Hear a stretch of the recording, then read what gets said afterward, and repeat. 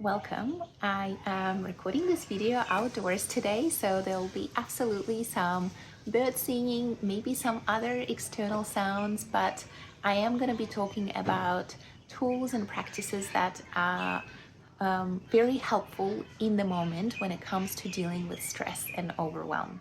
And although I'm not going to talk about being in nature, being in nature is actually one of the practices that are super helpful in reducing stress in general. So I thought it's kind of quite fitting. Plus, the weather is so much better in Melbourne now, and I just want to take every opportunity to be outdoors. Anyway, the practices I want to share with you are incredibly powerful. And the reason why they're powerful is because they are within us and they're always available to us.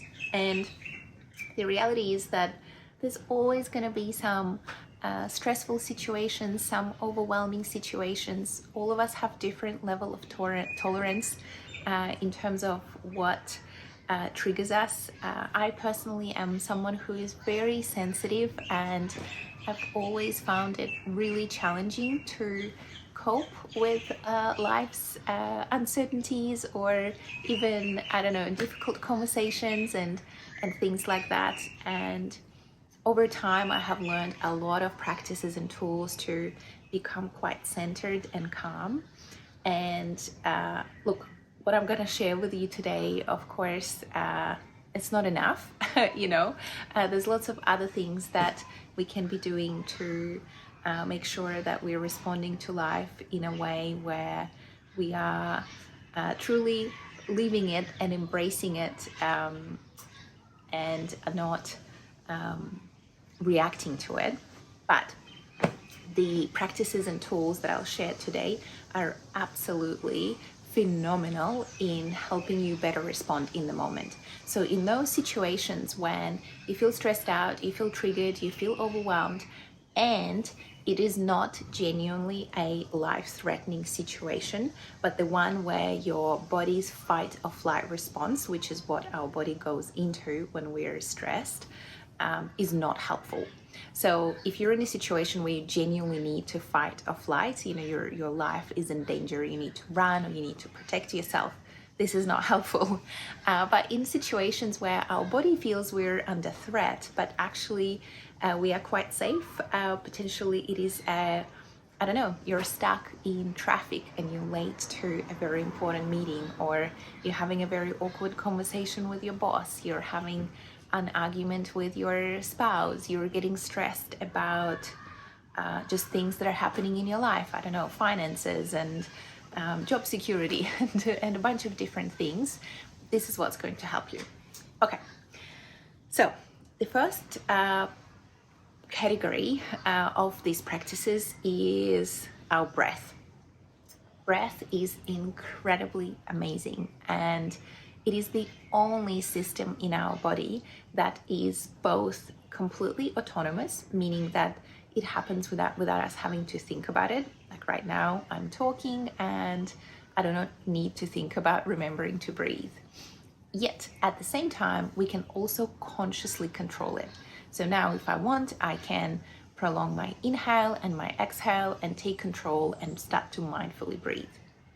So in the moments when you are stressed out and overwhelmed and you're feeling your body is being really reactive and you're really stressed, you're not thinking straight, your neocortex is shutting down, meaning that the rational thinking is not present and you're really activated, the first thing you need to do is take control of your breathing and slow it down. The simplest act within this is you just take an inhale and take it out of just being a chest breath, which is how we breathe when we're really stressed. It's very shallow.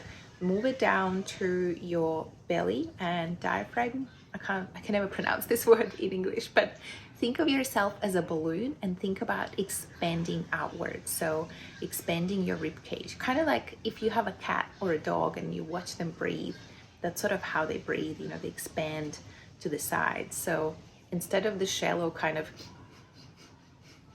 we go into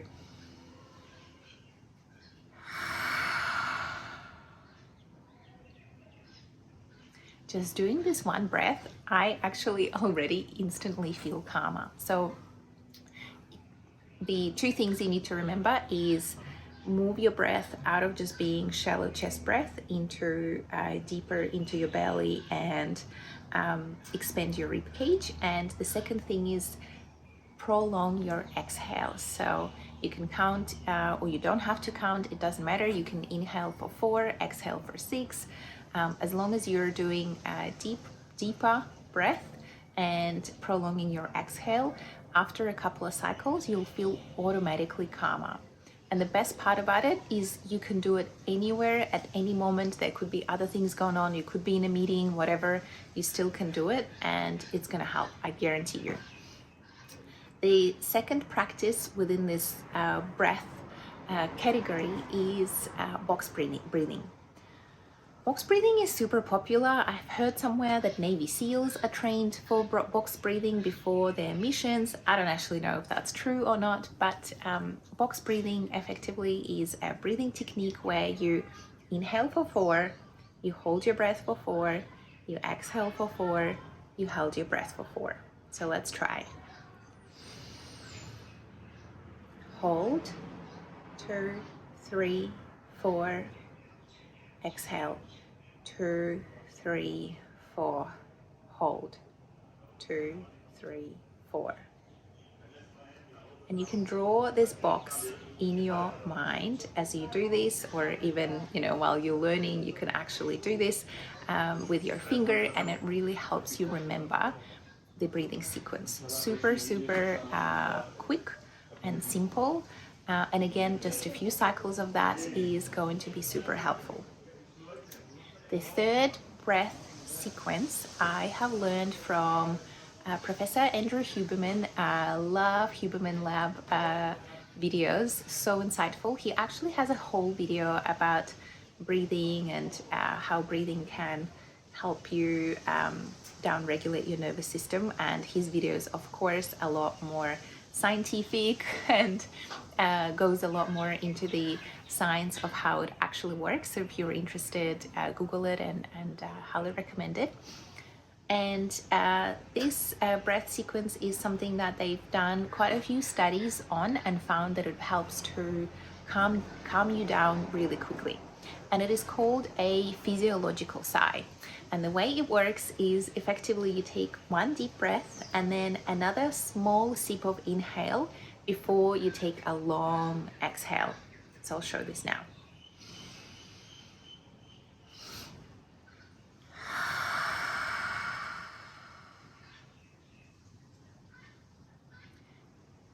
The way it works is taking this long inhale and then another sip of inhale, then leads to a really long exhale. And that prolonged exhale is what really helps calm you down.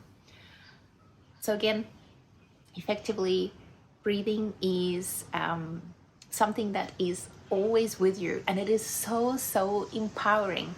That's why I'm so passionate about it. I used to be someone who literally would cry in stressful meetings and just react overly sensitive to everything in life. And knowing that I have this tool within me that I can use at any moment, I don't need anything, I don't need anyone, it's always available, is so empowering. It means that I know I can go and face anything and I'll be okay, and you can too. So the key takeaway here within the breath category is remember to breathe deeper, deepen your breath, because automatically during stress our breath becomes shallow. Expand yourselves and your rib cage like a balloon, so expand outwards. And remember to prolong your exhales. Whether you actually use one of these specific techniques, whether you count your breaths, that is actually not so important. All of them are effective. Maybe one is more effective than the other, but ultimately they'll all do you good. They will all guaranteed to help move your nervous system out of a fight or flight into a rest and digest, and kind of more of that parasympathetic response, which will help you deal with overwhelm and stress in the moment, and you're guaranteed to feel calmer. So use your breath. It is super powerful and it is always with you. The second tool is what I would call mindful presence or mindful awareness. Again, super powerful when in the moment because always available to you. And in very simple terms, what this involves is coming back into the present moment and moving your attention inwards. When you're stressed and overwhelmed, you're so focused on the external stimuli and what's going on, and you are not actually being fully present. You're just super external. There's probably a lot of triggers. You're being extremely reactive. So taking control of your responses is going to be incredibly helpful for you. So if you can remember in that moment that something that you can do is just simply feel your feet on the ground, feel grounded, ground yourself, feel how you breathe. You don't even have to use any of the breath techniques that I just shared with you, although combining the two practices and doing both the present moment awareness and the breathing is going to be super effective. But even just noticing how you breathe in that moment, noticing any of your bodily sensations in the moment is going to help you bring you into that present moment and to feel more aware and reduce the acuteness of your stress response. This is going to be a super strange, odd example, but I've used this practice when I was in a meeting where I found out that I lost my job. And of course, it is such an awkward and unpleasant meeting. It's not the conversation anyone ever wants to find themselves in. And whilst I'm not going to say that suddenly it became really fun and wonderful, at the same time, it helped me to stay grounded and to feel in control. I literally remember in the moment feeling my feet on the ground, focusing on my breath, and really staying present in the moment. And I was so proud that I was still able to stay calm. And I know that me, 5 years ago, maybe even 2 years ago, I don't know, I probably would have ended up in tears. So it was really, again, empowering to know that there are things I can do that are available to me at any moment that can help me take control of how I'm feeling. Because the reality is, and that's something that we often forget, is we are the only ones who can impact and control how we feel. It is not anybody else's fault or responsibility. We always have a choice. And you have a choice in that moment to either react and kind of go into that reactive vortex and then spin and God knows how you might respond to the situation, or you might take that pause and breathe and go into your body and give yourself that pause and that moment to then really decide how you're going to respond. And that's the key. All right, so this sums it up. These are the practices that are always available to you and are super effective in helping you reduce the level of stress and overwhelm in the moment. In the next video, I'm going to share some cognitive and mental practices that can help us reduce the level of stress as well. They'll be a little bit different, but also some that I use on a regular basis that have really helped me over time. All right, well, thank you for watching, and I'll see you in the next video.